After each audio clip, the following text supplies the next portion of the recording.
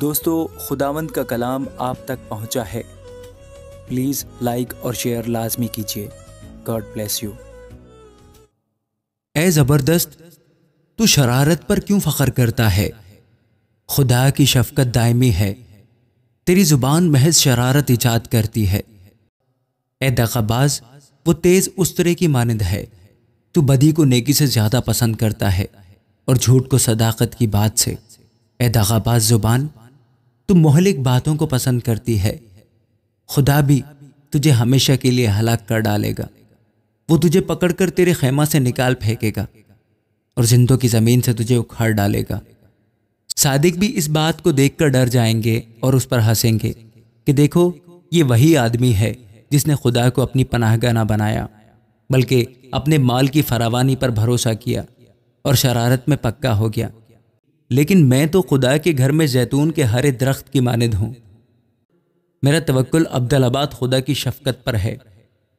میں ہمیشہ تیری شکر گزاری کرتا رہوں گا، کیونکہ تو ہی نے یہ کیا ہے، اور مجھے تیرے ہی نام کی آس ہوگی، کیونکہ وہ تیرے مقدسوں کے نزدیک خوب ہے۔ احمق نے اپنے دل میں کہا ہے کہ کوئی خدا نہیں۔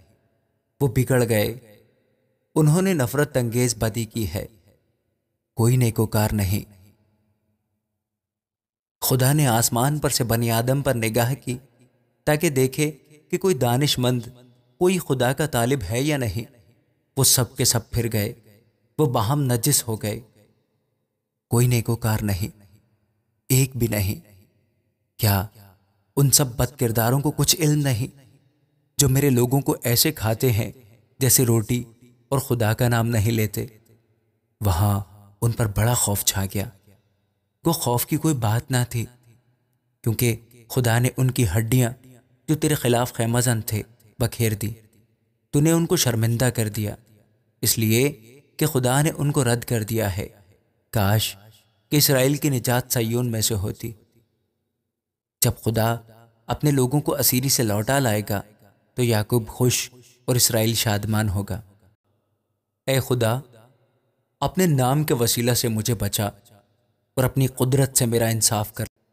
اے خدا، میری دعا سن لے، میرے منہ کی باتوں پر کان لگا، کیونکہ بیگانے میرے خلاف اٹھے ہیں اور تند خو لوگ میری جان کے خواہاں ہوئے ہیں۔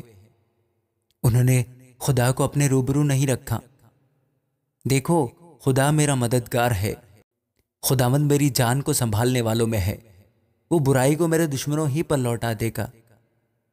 تو اپنی سچائی کی روح سے ان کو فنا کر، میں تیرے حضور رضا کی قربانی چڑھاؤں گا۔ اے خدا، میں تیرے نام کی شکر گزاری کروں گا، کیونکہ وہ خوب ہے، کیونکہ اس نے مجھے سب مصیبتوں سے چھڑایا ہے اور میری آنکھ نے میرے دشمنوں کو دیکھ لیا ہے۔ آمین۔